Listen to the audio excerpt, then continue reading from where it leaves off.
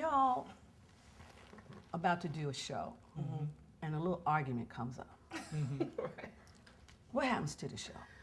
It gets better. It gets done. Stop it. The show is better like that because we tell all our business on stage. Like, we'll get up and be like, we were fussing a few minutes ago, but the thing is that love songs is great because it does for us what it does for other people. It's a healing. You know what I mean? Kind of brings you back, and because the songs are really autobiographical.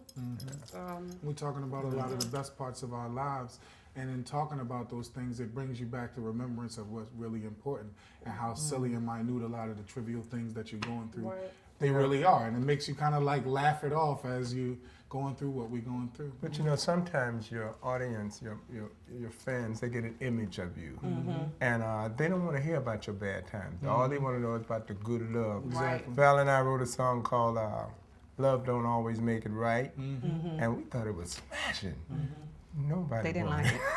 But they just want to hear. They didn't want to hear. They want to hear something really to get to togetherness song. Exactly. That's the weirdest thing, though. Exactly. We have a song called Let It All Go, which isn't one of the more popular songs on the album. It's an album cut. But we've had so many men come up to us and say, I was really needed to hear that song. It's really about the woman saying, hey, you know what, I know you're trying to be strong and hold us together. And I know you're trying to play this role of the man, but you need to let it go. You need to cry. You need to talk about how you're feeling and that whole thing. And so many men have come to us and said, you know what, man, y'all sang my song.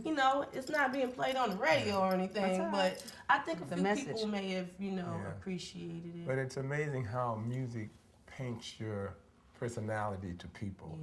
They think, they really believe you are what you sing. So you have to be very careful about that. True. People always sometimes tell me, don't you ever leave that woman. I'll leave if I want to.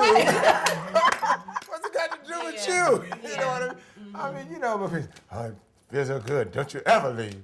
That's why people are always so surprised when they find out how vocal and how raw we can be. When they catch us and they just catch us real.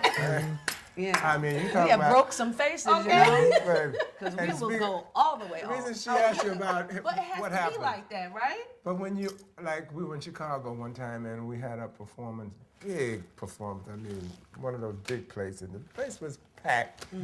I don't know what happened, but Val and I got into it.